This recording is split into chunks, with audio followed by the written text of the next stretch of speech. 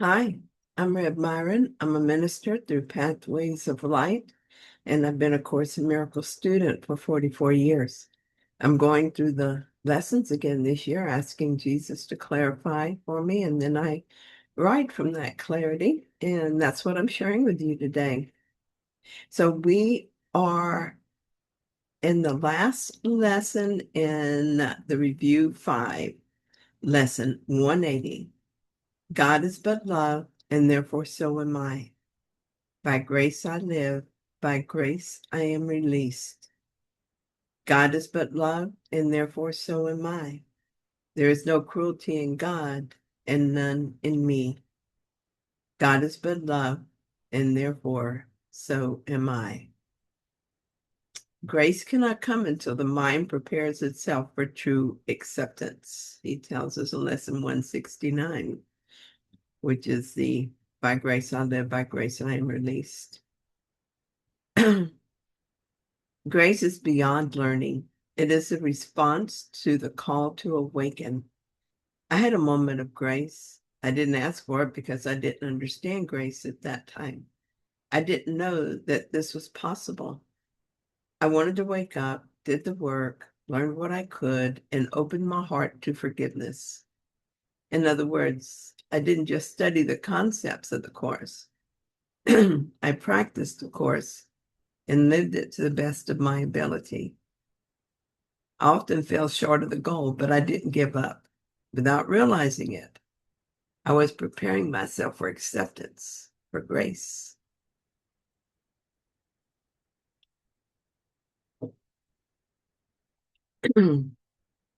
I think in retrospect that along with the seemingly small forgivenesses, there were two that felt somehow bigger.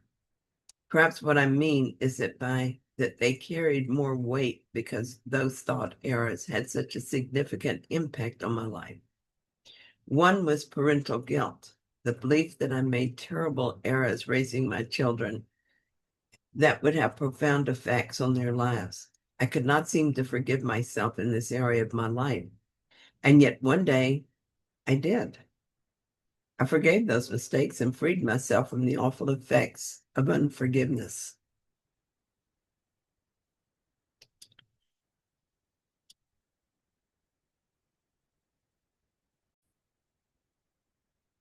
The second unforgiveness was a surprise. A random experience triggered shame that I didn't know I was carrying. It was like I was suddenly overwhelmed with every shameful act of my life, and I sat in my car and just sobbed until I couldn't. I wanted to forgive myself, but didn't know how. Still, the desire for healing was there. It was the next day that grace showed up. It was that adage, nothing changed and everything changed. I discovered that I was at peace and happy. There was no fanfare, no significant event or thought that let me know everything was changing. I felt good, but it wasn't until situations occurred that would normally have been upsetting that I realized I no longer became upset over the changing and shifting world. It was the oddest feeling to have something go wrong, and my only response was happy peace and curiosity as to how it would end. Nothing disturbed me. It was so odd that I felt I was not living this so much as I was watching it, sometimes marveling at the change. I did nothing to make this happen, and so when it started to fade weeks later, I had no way of holding on to it. It was not exactly like the bubble I lived in burst, but rather that it slowly deflated with each returning ego response to life. It's not gone entirely. There's a strong voice in me now that never goes back to sleep. It's a voice that calls me to forgiveness when it is needed, in spite of the ego's objections. I know things now that I only believed before grace showed up. It was a sweet experience, a peek behind the veil, I guess. Grace did not leave me. It revealed what had always been true. When fear seemed to return, it was simply another opportunity to choose again, to forgive again, and to prepare my mind once more for the acceptance of what had never really gone away. Now that I know what is possible, my dedication to preparing the place for grace is stronger than ever.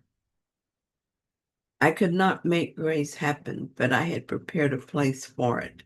So I continue preparing that place. The next time my mind opens completely to grace, I want nothing left that would tempt me to turn away from it. This is why forgiveness comes as naturally to me as breathing. I make it simple. Love is a destination, and so love is my first and only response. And when fear shows up, I forgive it, and love is there again. If what I think, say, or do is not loving, I choose again, and I'm released from fear. I've learned to be vigilant for a lack of love. Attack is not love, not ever. I'm never justified in attack. Whether it's only a thought in my mind or if it is displayed in words or actions doesn't make a difference. It's still attack, and it is cruel.